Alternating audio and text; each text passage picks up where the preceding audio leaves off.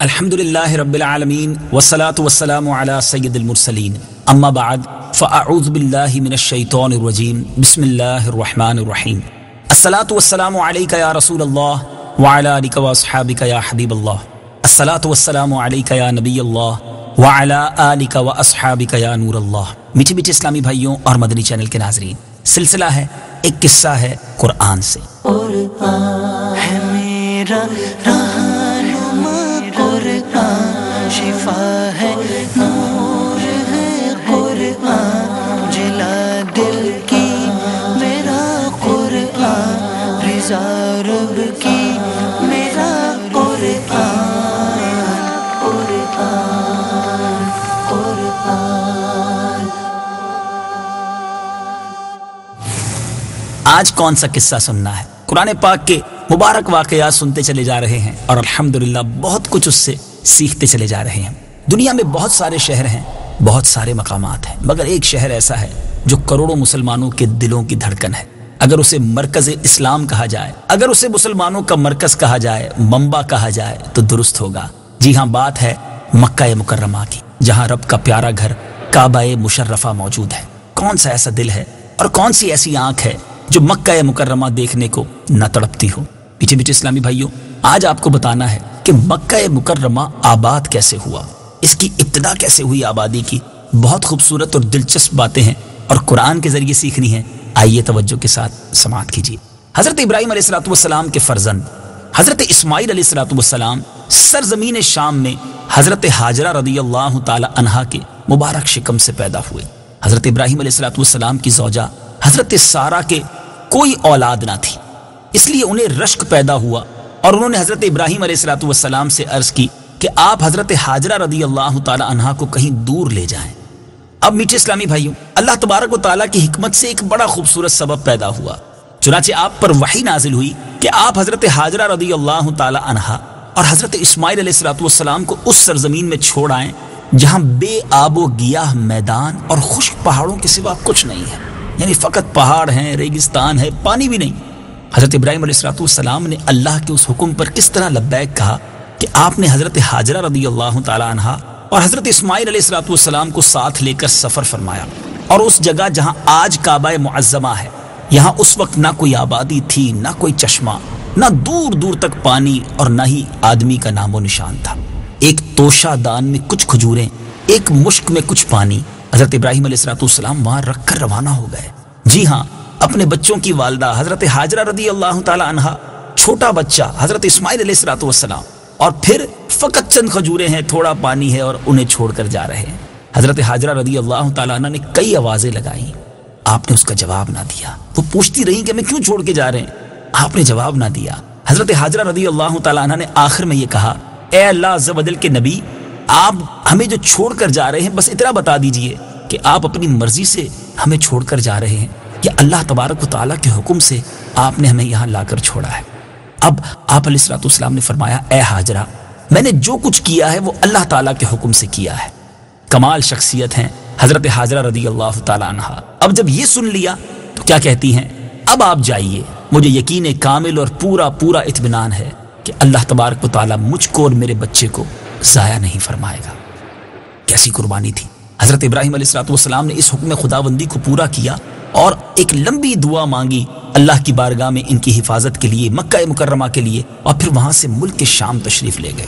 چند دنوں میں کھجوریں اور پانی ختم ہو گیا۔ حضرت ہاجرہ رضی اللہ تعالیٰ عنہ پر بھوک اور پیاس کا غلبہ ہوا اور ان کے سینے میں دودھ خشک ہو گیا اور بچہ بھوک و پیاس سے تڑپنے لگا۔ حضرت ہاجرہ رضی اللہ تعالی عنہا نے پانی کی تلاش و جستجو میں 7 چکر صفا اور مروہ دونوں کی سعی کی، یعنی ان دونوں کے درمیان آپ دوڑتی رہیں، مگر پانی کا سراغ جو ہے وہ دور دور تک نہ ملا۔ حضرت اسماعیل علیہ السلام پیاس کی شدت سے ایڑیاں پٹک پٹک کر رو رہے تھے۔ حضرت جبرائیل علیہ السلام نے آپ کی ایڑیوں کے پاس زمین پر اپنا پیر مار کر ایک چشمہ جاری کر دیا، اور اس پانی میں دودھ کی خاصیت تھی۔ یہ غذا اور پانی دونوں کا کام کرتا تھا۔ جی ہاں، یہی زمزم کا پانی تھا جو اس وقت وہاں سے جاری ہوا۔ شاید آپ کو نہ معلوم ہو کہ زمزم اس کے معنی ہے رک رک۔ حضرت ہاجرہ رضی اللہ تعالی عنہ نے جب اس پانی کو جاری ہوتا ہوا دیکھا تو اس وقت فرمایا تھا، یا ماں زمزم، اے پانی رک جا، اور اس وقت سے اس کا نام ہی زمزم پڑ گیا۔ میٹھے اسلامی بھائیوں، زمزم شریف کا پانی پی کر حضرت حاجرہ رضی اللہ تعالیٰ عنہا اور حضرت اسماعیل علیہ السلام زندہ رہے۔ جی ہاں، یہ پانی آج بھی اگر آپ پئیں تو یہ خوراک کا کام کرتا ہے، اور دونوں ماں بیٹے اسی پانی کے سبب چلتے رہے، زندہ رہے۔ اب یہاں تک کہ حضرت اسماعیل علیہ السلام جوان ہو گئے اور شکار کرنے لگے، تو اب شکار کا گوشت اور زمزم خوراک بن گیا، اور یہ ان کی زندگی آگے بڑھنے لگی۔ میٹھے میٹھے اسلامی بھائیوں، کچھ عرصہ مزید گزرا تو قبیلہ جرہم کے کچھ لوگ اپنی بکریوں کو چراتے ہوئے اس میدان میں آئے، پانی کا چشمہ دیکھا، حضرت حاجرہ رضی اللہ تعالیٰ عنہا سے اجازت لی اور یہاں آباد ہو گئے۔ اب اسی قبیلے کی ایک لڑکی سے حضرت اسماعیل علیہ السلام کا نکاح ہو گیا۔ اب رفتہ رفتہ یہاں ایک آبادی ہو گئی، گاؤں بسنے لگا، لوگ بڑھنے لگے۔ اب حضرت ابراہیم علیہ السلام کو حکم دیا گیا کہ خانہ کعبہ کی تعمیر کریں۔ چنانچہ آپ نے حضرت اسماعیل علیہ السلام کی مدد سے خانہ کعبہ کو تعمیر فرمایا۔ اس وقت حضرت ابراہیم علیہ السلام نے اپنی اولاد اور باشندگان مکہ مکرمہ کے لیے جو ایک طویل دعا مانگی تھی، وہ قرآن پاک میں مختلف صورتوں میں مذکور ہے۔ چنانچہ سورہ ابراہیم میں آپ کی اس مبارک دعا کا کچھ حصہ اس طرح ہے، آئیے سنتے ہیں۔ ربنا انی اسکنت من ذریتی بواد غیر ذی زرع عند بیتک المحرم ربنا ليقيموا الصلاة فاجعل أفئدة من الناس تهوي إليهم وارزقهم من الثمرات لعلهم يشكرون۔ ترجمہ: اے میرے رب، میں نے اپنی کچھ اولاد کو تیرے عزت والے گھر کے پاس ایک ایسی وادی میں ٹھہرایا ہے جس میں کھیتی نہیں ہوتی۔ اے میرے رب، تاکہ وہ نماز قائم رکھیں تو تو لوگوں کے دل ان کی طرف مائل کر دے اور انہیں پھلوں سے رزق عطا فرما تاکہ وہ شکر گزار ہو جائیں۔ میٹھے میٹھے اسلامی بھائیوں، دعا مانگی کس نے تھی؟ خلیل اللہ نے۔ سبحان اللہ، یہ دعا قبول کیوں نہ ہوتی؟ اس دعا میں حضرت ابراہیم علیہ السلام نے اللہ کریم کے دربار سے دو چیزیں طلب کی، ایک یہ کہ کچھ لوگوں کے دل اولاد ابراہیم کی طرف مائل ہوں، اور دوسرے یہ کہ ان لوگوں کو پھلوں کی روزی کھانے کو ملے۔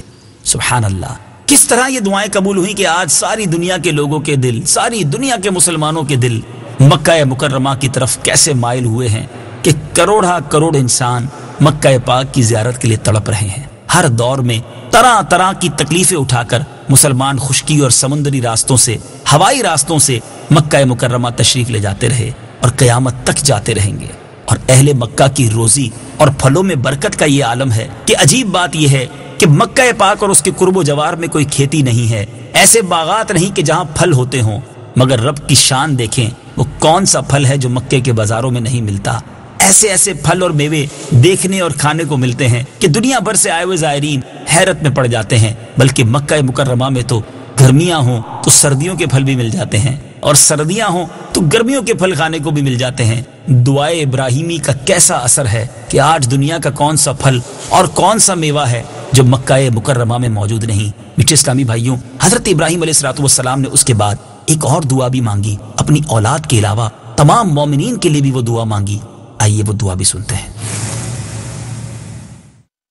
رب اجعلنی مقیم الصلاة ومن ذریتی ربنا وتقبل دعاء۔ ترجمہ: اے میرے رب، مجھے اور کچھ میری اولاد کو نماز قائم کرنے والا رکھ، اے ہمارے رب، اور میری دعا قبول فرما۔ ربنا اغفر لی ولوالدی وللمؤمنین یوم یقوم الحساب۔ ترجمہ: اے ہمارے رب، مجھے اور میرے ماں باپ کو اور سب مسلمانوں کو بخش دے جس دن حساب قائم ہوگا۔ میٹھے میٹھے اسلامی بھائیوں، اس مبارک واقعے سے مکہ مکرمہ کیسے آباد ہوا یہ بھی سیکھنے کو ملا، اور یہاں یہ بھی پتہ چلا کہ حضرت ابراہیم علیہ السلام اللہ تبارک و تعالیٰ کے کیسے اطاعت گزار اور فرما بردار تھے کہ وہ بچہ جس کو بڑی دعاؤں کے بعد بڑھاپے میں پایا تھا، جو آنکھوں کا نور اور دل کا سرور تھا، حضرت ابراہیم علیہ السلام اس کو کبھی اپنے سے جدا نہیں کرتے تھے، مگر جب رب کا حکم ملا، امتحان تھا، کیسے امتحان میں پورا اترے کہ اپنی بچوں کی والدہ کو بھی، اپنے بچے کو بھی اللہ کے سپرد کر کے اس ریگستان کے اندر، اس چٹیل میدانوں کے اندر چھوڑ کر آ گئے، مگر آج اللہ تبارک و تعالیٰ نے ایک ایسا ثمرہ انہیں عطا فرمایا کہ اولاد ابراہیم کا چرچا رہتی دنیا کے لیے موجود ہے۔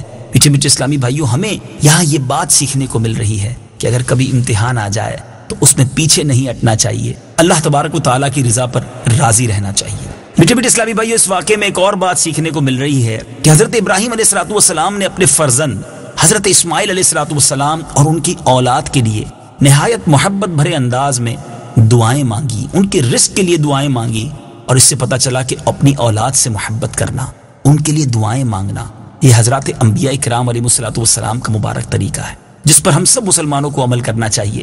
ہم میں سے بہت سارے اس وقت صاحب اولاد یہ سلسلہ سن رہے ہوں گے، کیا آپ کی دعاؤں میں آپ کے بچوں کا حصہ ہے؟ جی ہاں، ماں باپ کی دعائیں بچوں کے حق میں بڑی مقبول ہیں، اچھی اچھی دعائیں ان کے لیے کریں، ان کی دنیا کے لیے بھی دعائیں کریں، ان کی آخرت کے لیے بھی دعائیں کریں۔ بعض اوقات ماں باپ بچوں سے کسی بات پر ناراض ہو کر بد دعائیں دینا شروع کر دیتے ہیں، ایسا نہ کریں، آپ کی بد دعا بھی انہیں لگ جاتی ہے اور پھر آپ ہی تکلیف میں آ جاتے ہیں۔ تو جب بھی بچوں کے لیے ہاتھ اٹھائیں، برکت کی، رحمت کی اور اس کی دنیا اور آخرت کی بہتری کے لیے دعا کریں۔ ماں باپ تو ہوتے ہی شفیق ہیں، اپنے بچوں کو اپنی دعاؤں میں یاد رکھنا یہ انبیاء کرام کا طریقہ ہے۔ مدنی چینل دیکھتے رہیے، انشاءاللہ مزید قرآنی واقعات لے کر حاضر ہوں گے۔ صلو علی الحبیب صلی اللہ تعالی علی محمد صلی اللہ علیہ وسلم۔